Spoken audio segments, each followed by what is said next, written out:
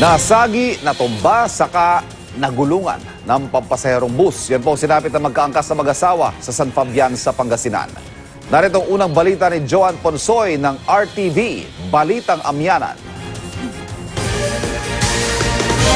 Pauwi na raw sana sa kanilang bahay sa Barangay Sagud Balay sa San Fabian, Pangasinan ang mag-asawang Eduardo at Cecilia Pedeglorio nang maaksidente sa National Highway sa Barangay Tempra, Gilig sa nasabing bayan. Patay ang mag-asawa matapos magulungan ng pampasaherong bus.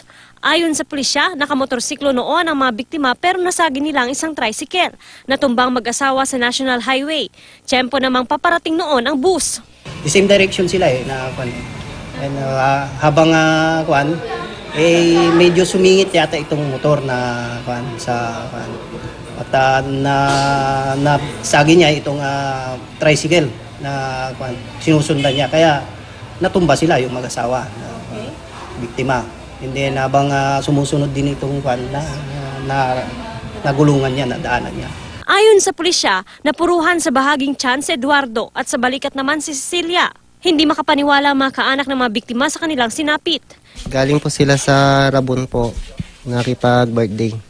Doon sa kapatid nung bilang kong babae. Pauwi na sila, no? Pauwi po sila. Hindi na nagpaunak pa ng panayam ang driver ng bus na si Benhur Domingo. Piniprepare din natin yung kaso at siguro i-refer natin sa piskalya. Tingnan na lang kung ano yung magiging evaluation ng piskal. Joan Ponsoy, GMA News.